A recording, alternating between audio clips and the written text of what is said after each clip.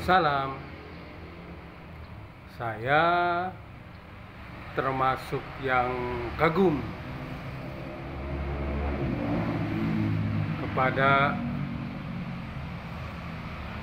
seseorang yang memiliki prestasi, jam terbangnya tinggi dalam mengelola pemerintahan atau dalam mengelola lembaga,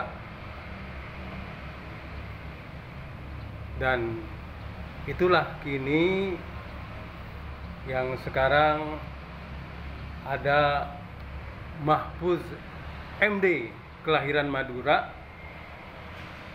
yang nampaknya akan dilirik oleh Capres Ganjar. Nah, mengapa kita penuh harap kepada Pak Mahfuz MD? Karena memang negara besar dan luas seperti Indonesia dibutuhkan orang yang memiliki pengalaman dalam mengelola negara. Dan ini bisa kita ikuti, bisa menjadi contoh, atau kita mencontoh negara macam Cina dan Iran. Mengapa Cina maju sekarang? Modern, bahkan bisa mengalahkan Eropa dan Amerika. Karena tokoh-tokoh yang menjadi pimpinan negara adalah orang-orang yang dari bawah, memiliki reputasi sekaligus pengalaman dalam bekerja. Jangan coba-coba bisa memiliki kedudukan tinggi di sana kalau sebelumnya tidak ada reputasi maupun pengalaman kerja. Presiden Cina yang sekarang ini adalah orang yang memiliki jam terbang tinggi di dalam mengelola pemerintahan dan terpercaya. Bahkan sekarang nampaknya diangkat menjadi presiden seumur hidup. Nah, begitu juga Iran, kita membaca orang-orang yang jadi presiden di sana adalah orang-orang yang dipilih melalui satu proses seleksi, sehingga walaupun di sana tanpa partai politik, tapi yang menjadi presiden atau capres itu melalui seleksi. Menjadi capres diseleksi adalah orang-orang yang memiliki pengalaman kerja yang hebat, terpercaya. Maka saya mendukung Mahfuz MD menjadi capres karena memang terpercaya dan memiliki pengalaman kerja atau lembaga yang sangat luas. Nah, yang jadi persoalannya ini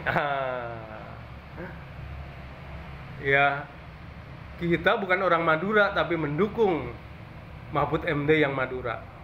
Tapi orang Madura sendiri, para kadrunnya itu tidak mendukung.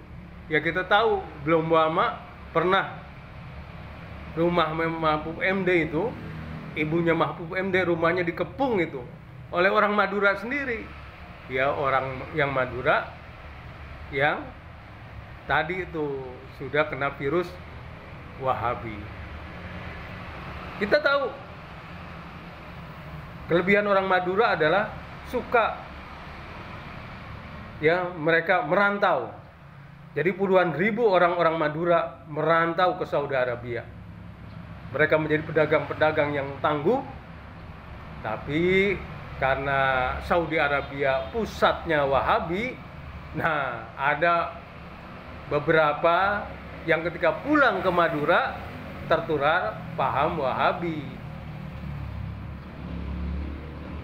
Ya, di pusatnya sendiri Saudi Arabia sekarang sudah dilarang Wahabi, tapi sampahnya ini juga tetap menyebar ke seluruh dunia karena sudah 200 tahun. Nah, diantaranya adalah menyebar di Madura. Ya, terutama kalau Wahabi ini benci dengan Syiah dan Ahmadiyah. Maka kita pernah membaca ya tragedi Sampang itu. Ya, kalau di Indonesia juga ada tragedi bagaimana orang-orang Ahmadiyah dipersekusi, bahkan dihancurkan tempat ibadah mereka. Nah, jadi kembali ini, ya banyak orang-orang Madura tentu tetap secara mayoritas ya orang-orang Madura NU kultural lah. Tapi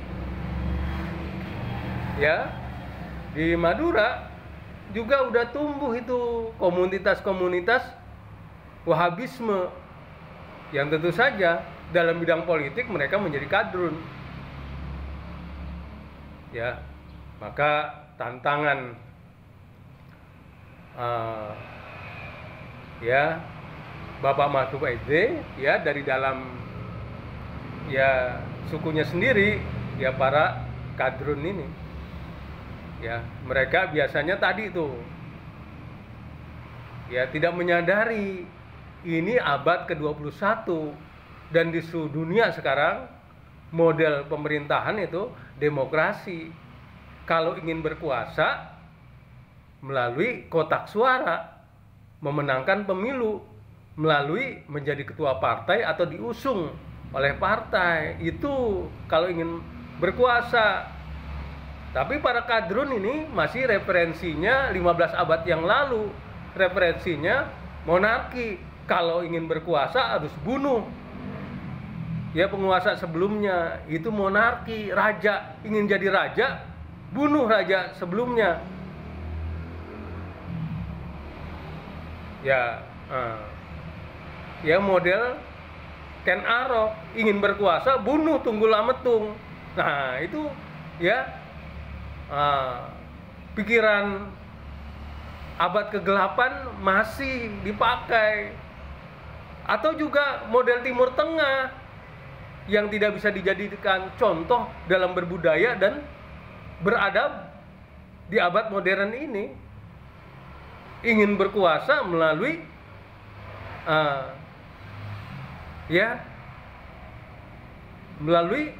menurunkan orang yang berkuasa melalui kudeta. Ya, kudeta itu tetap bahasanya bahasa kekerasan. Ya, diturunkan penguasa ya dengan cara bersekongkol, dengan angkatan bersenjata, menciptakan revolusi di rakyat. Nah ini abad ke-8, tidak bisa dipakai lagi abad modern. Abad modern itu ingin berkuasa, satu prestasi, dua adalah pengalaman memerintah. Itu abad modern. Sehingga apa? Iran menjadi modern, Cina menjadi modern. Kenapa saya sebut Iran menjadi modern? Sekarang ini ya Amerika kan selalu ingin ikut campur negara lain, memata-matai negara lain. Drone yang masuk ke Iran itu dua kemungkinan, masuk ditembak langsung ya dengan senjata yang dimiliki Iran, atau juga drone-nya itu ditaklukkan ya, dijewer kupingnya itu drone, bisa turun sendiri itu. Nah ya sekarang sudah 40 tahun lebih itu Iran itu terjaga wilayahnya. Tidak ada kekuatan manapun termasuk Amerika ingin bisa masuk ke wilayah Iran.